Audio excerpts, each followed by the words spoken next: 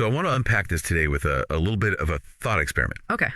Imagine, just for a second, that an archivist discovers a lost legendary Beatles album. Oh, wow. Right. Like we were talking about a master tape that's just been sitting in a vault for decades, completely untouched. The music world would absolutely hyperventilate. Right, exactly. The historical implications are just massive.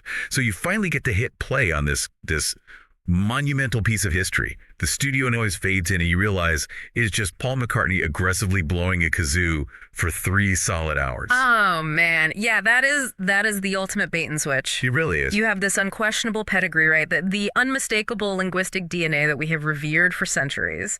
But the execution leaves you absolutely questioning reality. Yes, and that is the exact flavor of bewilderment that we are diving into today.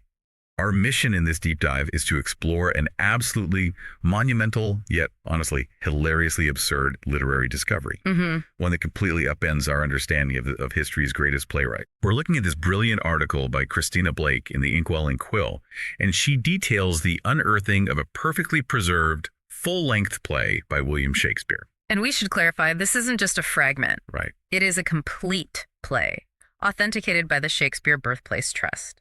And it was found beneath the floorboards of a 16th century apothecary in Stratford-upon-Avon. It's the first complete original play by the Bard uncovered in over 300 years. Yeah, over 300 years. And you know, the thing is, it wasn't just misplaced under some floorboards. It wasn't. It was deliberately entombed. The excavators found it sealed in a heavy lead lockbox. Lead, like as if it were radioactive or something. Right. Historically speaking, that tells us a lot. This wasn't an accident of time or some forgotten draft. This was a burial. A burial, yeah.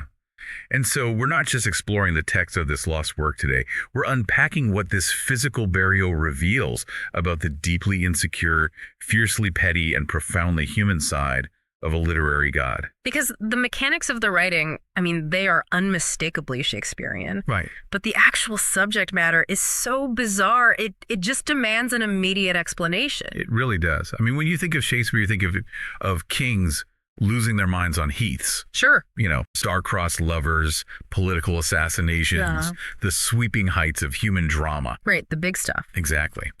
But this newly discovered 4,000-line manuscript, it introduces a completely unexpected addition to the Western literary canon. Oh, yeah, it does. It is titled The Tragedy of Lord Reginald's Trousers. A title that honestly perfectly encapsulates the jarring contrast between his usual thematic depth and, well, what is actually happening in this text. Right, because it's structured as a sprawling 5-act historical epic. It is, but the conflict doesn't revolve around a stolen crown or some tragic betrayal. No. It chronicles a minor nobleman's agonizing real-time struggle to simply button his pants before a modest luncheon. That is the entire plot. That is the whole thing.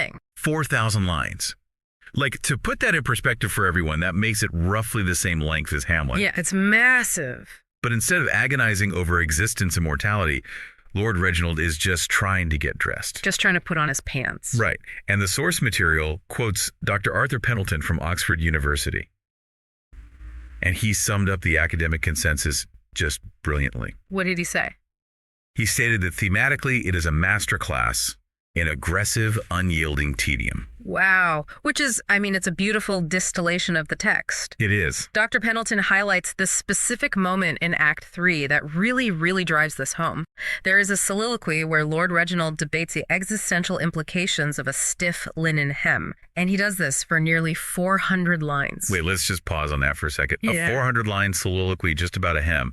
That takes, what, like 20 to 30 minutes to perform on stage? Easily. Yeah, at least. So I have to push back on the idea that this is just a quote-unquote bad play. Does this agonizing length suggest that maybe Shakespeare was intentionally experimenting with avant-garde forms? Like, was he trying to invent durational theater 4 centuries early? Or was he actively trying to punish the groundlings and the cheap seats? Well, that is the crucial debate among scholars right now. Right. Was it an experiment in extreme psychological realism, or was he thumbing his nose at the conventions of Elizabethan entertainment? And to understand that, we really have to look at how he uses meter in the play. Okay. Because the execution is entirely sincere.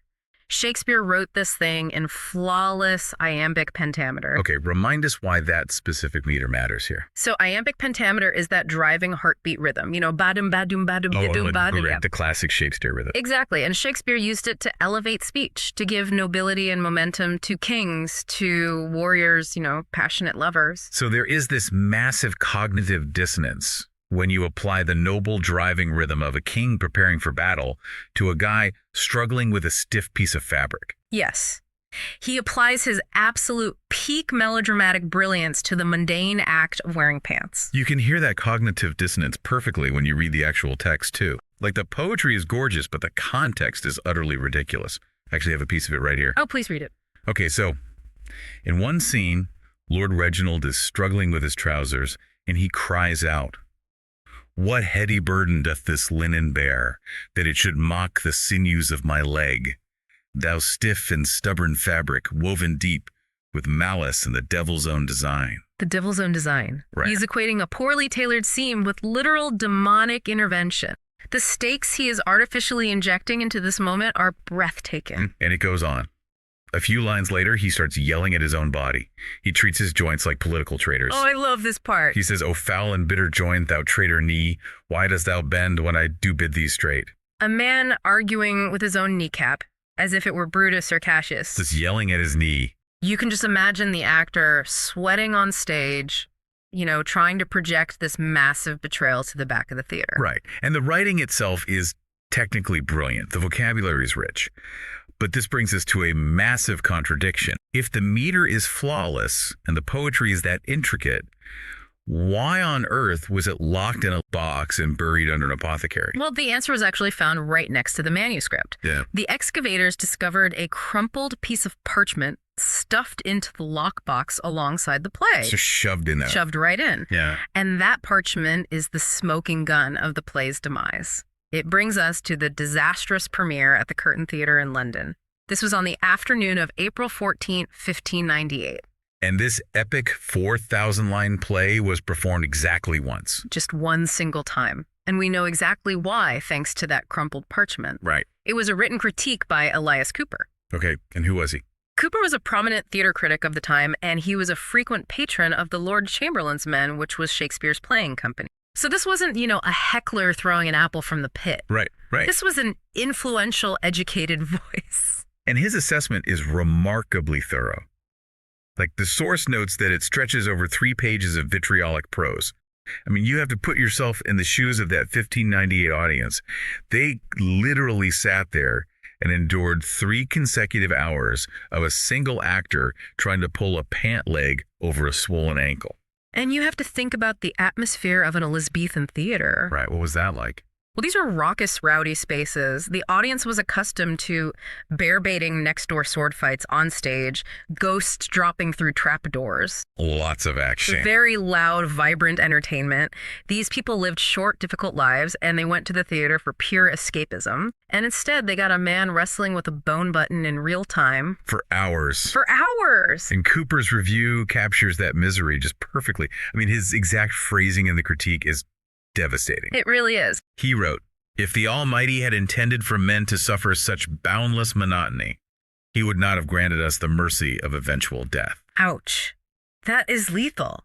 He is literally telling his readers that the sweet release of death is the only consolation for having sat through this performance. But he doesn't just attack the writing.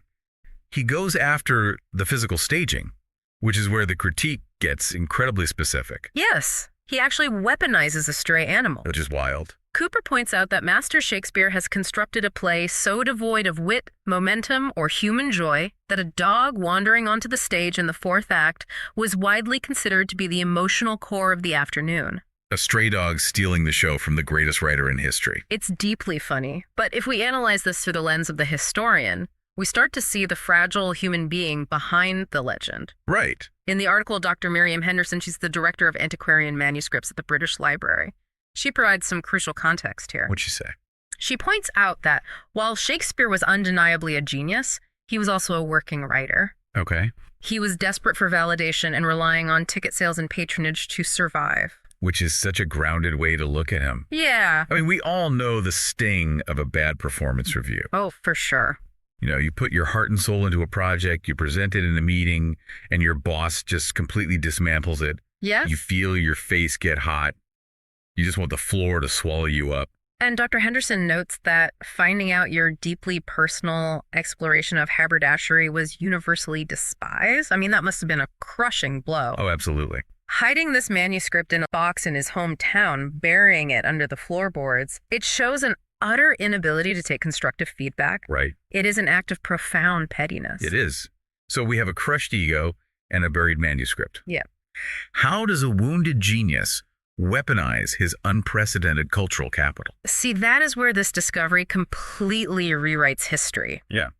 The unearthing of this lockbox hasn't just given us a weird play about pants. It has suddenly illuminated a whole series of previously unexplained historical anomalies from the late 1590s. Because we are basically looking at William Shakespeare's unhinged revenge tour. Yes. He went to absolute war. He really did. According to the newly translated documents in the summer of 1598, Shakespeare actually petitioned Queen Elizabeth I, Which is wild. He requested that the crown establish a specialized penal colony, exclusively for theater critics.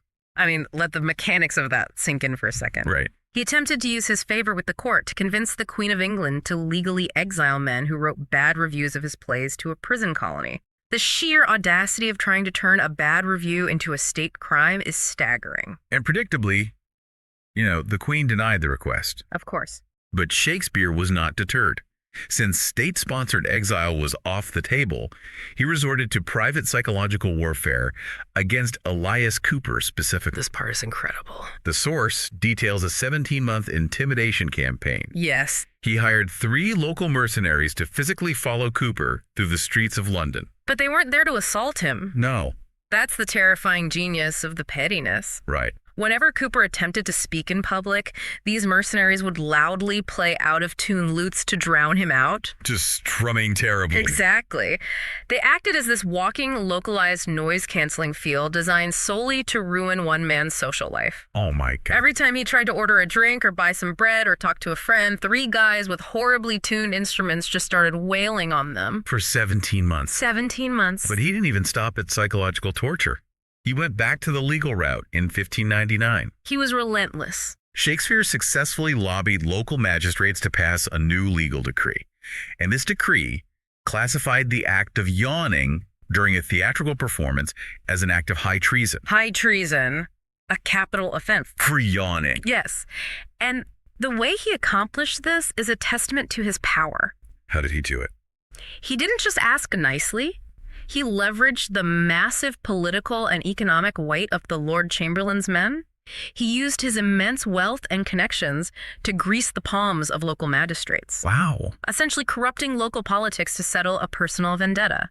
And the immediate result of this absurd law, 24 Londoners were briefly imprisoned. And we know exactly who they were. Right. And who were these 24 people? They were all individuals who had attended the sole performance of Lord Reginald's Trousers. He literally criminalized the people who were bored by his play. It is the ultimate abuse of power by an artist. It is, and this completely shatters how literary history has romanticized artists. For centuries, scholars have built their entire careers analyzing Shakespeare's famous dark period. Right, the era of the tragedies. Exactly, the era when he wrote all those heavy, cynical, brilliant tragedies.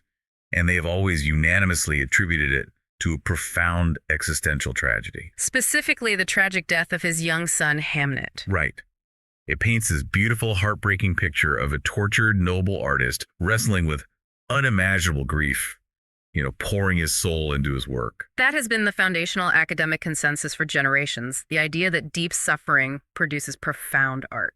But now we have concrete evidence from Dr. Julian Croft at the Folger Shakespeare Library. What did they find? The timelines of these newly discovered documents match up perfectly with the onset of the dark period. The grand sweep of literary history wasn't entirely shaped by noble grief. Wow. The greatest writer in the English language was actually just throwing a temper tantrum because a critic said his pacing was sluggish. Oh my goodness. It is kind of like finding out Beethoven composed his most furious, intense symphonies, not because of some deep existential angst about his encroaching deafness, but because someone bumped into him on the street and insulted his favorite hat. It's a massive paradigm shift. It brings these untouchable titans of history crashing down to our messy, petty level. It really does. But as we follow this narrative into the present day, we see another incredible shift. Right, because there's a modern angle to this. Exactly. Elias Cooper may have won the battle in 1598. He forced the play underground, he bullied a genius into hiding his work, but Shakespeare, as it turns out, is about to get the last laugh in the 21st century. Oh, absolutely. Yeah. Because the modern theatrical world has taken one look at this play, which again has been historically and empirically proven to be absolute torture. Yep. And they have enthusiastically said, yes, please, we want to stage this. They are all in. The Royal Shakespeare Company announced they are mounting a multi-million-pound production for their upcoming season. A multi-million-pound production of this. Yes. They're not treating this as a quirky historical oddity. They are treating it as a premier theatrical event. And they have tapped Sir Kenneth Bradley, who is an incredibly acclaimed stage director and actor, to direct and actually star as Lord Reginald. Right. And the way Bradley talks about this project is fascinating. What's he saying? He calls the role the Mount Everest of frustration. The Mount Everest. That evocative phrase tells you everything about his motivation. Sure. It implies that the sheer difficulty of the boredom is the challenge he wants to conquer. And wants to climb it. Exactly. He has promised a fiercely traditional staging, refusing to cut a single word. Not a single word. No. That includes the entire 20-minute monologue where Reginald just argues with his kneecap. Bradley has a very specific and somewhat damning justification for this, too. In the press release, he stated that modern audiences are perfectly conditioned for this exact flavor of punishment. Wow. He hits on a fascinating psychological contrast there. He does. We talked about how Elizabethan audiences lived difficult lives and went to the theater for escapism. They wanted ghosts and sword fights, not a man wrestling with a button. But modern audiences, Right. We live relatively comfortable lives, and yet we actively seek out grueling endurance art. We really do. Like, we binge watch 10-hour documentaries about the bleakest subjects imaginable. We go to experimental theater where people just stare at a wall for hours. Yeah. Are modern audiences genuinely more evolved to appreciate this psychological realism that Bradley talks about?